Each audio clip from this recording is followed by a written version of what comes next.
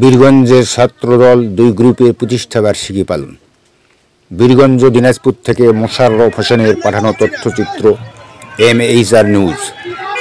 দিনাজপুরের বীরগঞ্জ জাতীয়তাবাদী দল বিএনপির সহযোগী সংগঠন ছাত্রদল দুই গ্রুপে বিভক্ত হয়ে ৪৬তম প্রতিষ্ঠা বার্ষিকী পালন করেছে। উপজেলা বিএনপির সভাপতি আলহাজ মঞ্জুরুল ইসলাম মঞ্জুর নেতৃত্বাধীন অংশে ছাত্রদল সভাপতি মোস্তাফিজুর রহমান আকাশ চৌধুরী এবং সম্পাদক আলহাজ জাকির হোসেন ধলুর নেতৃত্বাধীন অংশে থানা ছাত্রদল সহ সভাপতি ইকবাল মাহমুদ বিপ্লবের পরিচালনায় পৃথক পৃথক কর্মসূচি পালিত হয়েছে।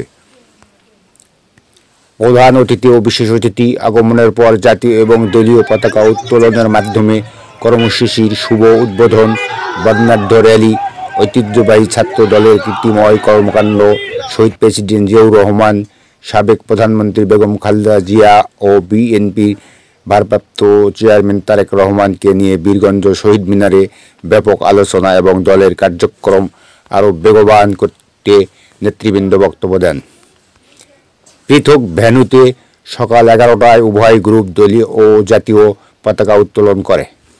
আকাশ চৌধুরী গ্রুপ একটানা কর্মসূচি পালন করলেও ইকবাল মাহমুদ গ্রুপের র্যালি বেলা 3 অনুষ্ঠিত হওয়ার ঘোষণা রয়েছে।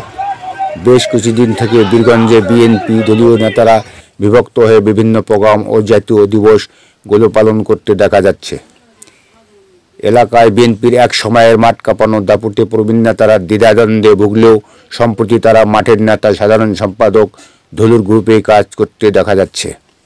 আকাশ চৌধুরীর নেতৃত্বাধীন গ্রুপে প্রধান অতিথি হিসেবে বিএনপি সভাপতি আলহাজ মঞ্জুরুল ইসলাম উমরা পালনের জন্য দেশের বাইরে অবস্থান করায় পৌর বিএনপি সভাপতি আলহাজ আমিরুল বাহার, বিশেষ অতিথি যুব দলের সদস্য সচিব তানভীর চৌধুরী, শওকত জুলিয়াস জুয়েল, মোজাহিদুল ইসলাম মাজু, কৃষক দলের যুগ্ম আহ্বায়ক লাইসুর রহমান লিপু এবং ইকবাল মাহমুদ বিপ্লব গ্রুপে প্রধান অতিথি দলের সাধারণ সম্পাদক জাকির হোসেন ধলু, বিশেষ অতিথি সাবেক সভাপতি আব্দুর রহিম প্রধান, বীর মুক্তিযোদ্ধা কবিরুল ইসলাম, সাবেক ছাত্রনেতা আক্কাস আলী সহ অনেকে উপস্থিত ছিলেন।